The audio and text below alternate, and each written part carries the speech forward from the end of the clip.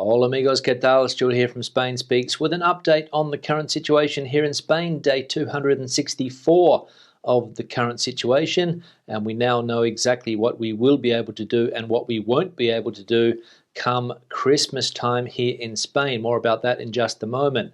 Firstly, a big thanks to all of the people that left comments on the last video. Lots of comments, lots of debate happening there as usual. Thanks to people that supported the channel by buying merchandise, and a big thanks to my patrons on Patreon for your continuing support. Now, as I just said, we know what Christmas will look like here in Spain this year. The governments have got together and decided on a plan, how many people can get together, whether we will be able to travel around the country or not. And as we can see here, this is how Christmas will be: forbidden to travel between autonomous communities except for family gatherings, and at those gatherings there will be a maximum limit of mobility will be limited from December the 23rd to January the 6th, and group numbers have been extended to 10, but only on December the 24th, 25th and 31st, and January the 1st. The Ministry of Health and the autonomous communities have agreed to allow gatherings with a maximum of 10 people on December the 24th, 25th and 31st and January the 1st, as well as to extend the curfew until 1:30 a.m. on Christmas Eve and New Year's Eve. In addition, to minimise the impact of the Christmas holidays in the coronavirus pandemic, they will not allow mobility between autonomies from December the 23rd, there's a mistake there, until the 6th of January, with exceptions when it is a family reunification, that is, the movement to the habitual residence of relatives. So there we go, Christmas lunches and dinner with a maximum of 10 people. Family members will be allowed to return home, but there will be no other travel permitted around the country from December the 23rd through to the 6th of January. Now, all of the autonomous communities were in favour of these restrictions at Christmas time except for two.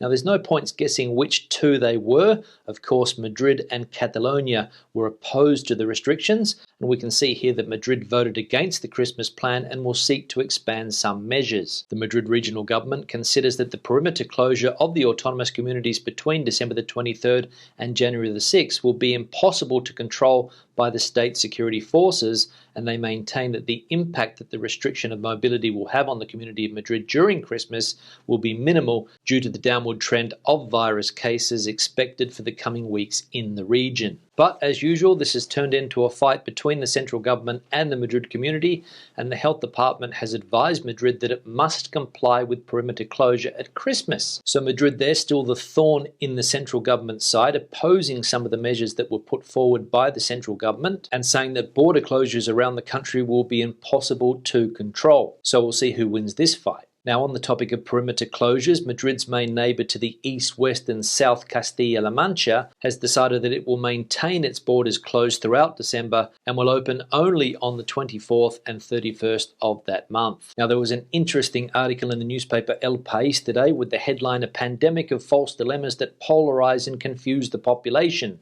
Economy or health, PCR tests or antigen tests, save the Christmas period or not. Every COVID decision is deliberately politicized in discussions that hide the scientific nuances and complexities of management." Since the COVID pandemic hit the planet, each new factor or measure that emerges in the public debate becomes the final discussion, the final decision.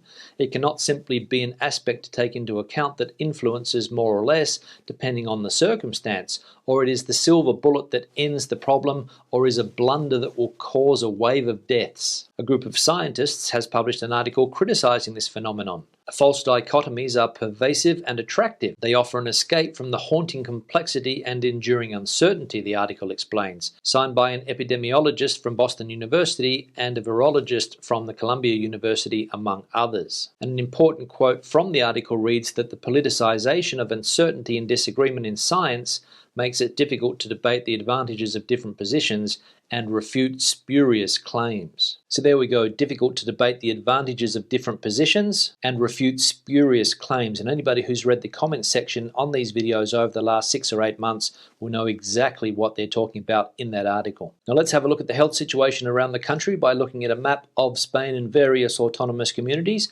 We can see here firstly with the map of Spain that the risk level around the country is high.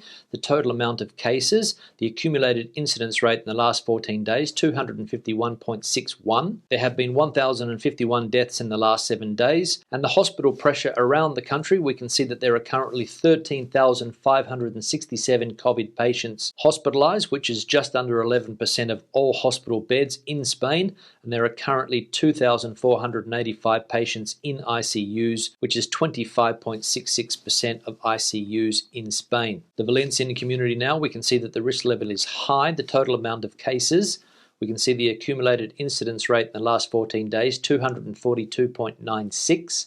106 deaths in the last 7 days in the Valencian community. There are presently 1,363 COVID patients hospitalised, and there are 302 COVID patients in ICUs, which is just under 30% of all ICUs in the Valencian community. Andalusia now, we can see the risk level there also high. The total amount of cases, the accumulated incidence rate down to 270.92 in Andalusia. Deaths in the last 7 days, 210. There are currently 1,984 COVID patients hospitalised in Andalusia, and there are 389 patients with COVID in ICUs, which is a little bit more than 23% of ICUs in that autonomous community. Now, we all know that Madrid inaugurated a new hospital the other day, the Pandemic Hospital, as they are calling it. A little bit controversial still, this hospital, as nobody's really sure when the patients are going to arrive, or even the doctors for that matter. And we can see here from this article that the good news is that we have a new hospital. The bad news is everything else. Building a pandemic hospital on the outskirts of Madrid seems like a good idea. Speeding up its inauguration and opening it without finishing it, despite having one of the lowest incidence rates in Spain,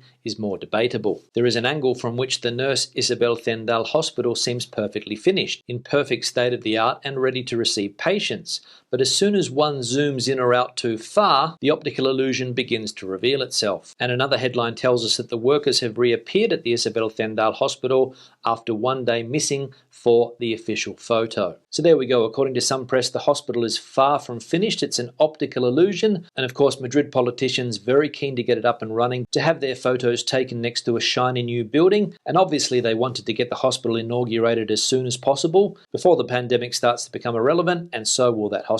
Now, obviously, over the last 9 months, there's been a lot of sad news stories around the world, especially here in Spain, but nothing as sad as this has caught my attention so far, and it is that karaokes are in silence and on the verge of extinction due to the pandemic. We are in ruin, karaoke club owners are saying. 75% of karaoke bars in Spain are on the verge of bankruptcy, and the remaining 25% have already had to close the shutters for good, according to data from the Association of Karaoke Producers and Entrepreneurs, the APEK. The drop in turnover in these businesses is 89.9% compared to 2019, a panorama that they describe as desperate and ruinous. So some bad news there for one of the forgotten sectors in this crisis, the karaoke bars. And let's hope that these venues are not lost forever due to the pandemic. Now let's have a look at some of the comments from recent videos. One here from Clyde. Ola Stewart, good to see you haven't lost your acerbic sense of humour. Generally, I leave a comment without reading other listeners' comments. Sadly, I made the mistake of reading through most comments and found myself reeling at the absurdity of many, not all, of the comments. I guess it comes with the territory. In an effort to try and understand how you managed to stomach the worst of the comments, I asked Google what was, generally speaking, the Australian character. Australians tend to get on well with people who are modest, humble, self-deprecating, and with a sense of humour. This is a country where deprecatory comments are a sign of friendship, so you should be prepared for banter and sarcasm if you are to build relationships. Yeah, Clyde, thanks for the comment, and to be honest, Google seemed to sum it up fairly well there. That is a fairly good assessment of the Australian character, and that's what it was like when I grew up. Deprecatory comments are a sign of friendship, or at least they were when I was growing up. I don't know if that's changed now. I don't know whether political correctness has managed to change that aspect of Australian culture, but I hope it hasn't, and I hope it never will. And sorry to see that you had to have that unpleasant experience of looking through the comments section. I do it every day, and to be honest, some comments are fairly hard to stomach, especially the ones from people who clearly haven't understood what I said or don't want to understand what I say. You know who you are. But you're right, it comes with the territory. One here from Sue. Hi Stuart, do you know what's happening with the vaccine? Yeah, hi Sue, thanks for the comment. To be honest, I don't know what's happening with the vaccine. I know that the government here in Spain has a plan. They're planning on getting the vaccine into the public in January. I read in the papers yesterday or this morning that the UK is starting their plan as early as next week. But here in Spain, I don't think it's going to happen that quickly. And as I said in a video a few days ago, the population is going to be split into 15 different groups, different priorities for those groups, and my group apparently is down the bottom of the list. So my group most likely won't have access to the vaccine until the second half of the year. But I'll let you know if there's any updates in coming weeks. One here from Steve-O. In Australia, you drive on the left in right-hand cars. Did you find it easy switching to driving on the right in a left-hand car? Yes, Steve-O, thanks for the comment. To be honest, I can't really remember whether I found it difficult or not. I don't think I did. I think it was a fairly simple process. Maybe for the first month or so it was a little bit difficult, but I'm used to it now. And now it's fairly easy for me to drive on both sides of the road, on both sides of the car as well. Doesn't really matter if I'm changing gears with my right hand or my left hand. It's fairly easy now. When I go back to Australia, I seem to adapt fairly quickly to driving there. And when I come back to Spain, jump in the other side of the car,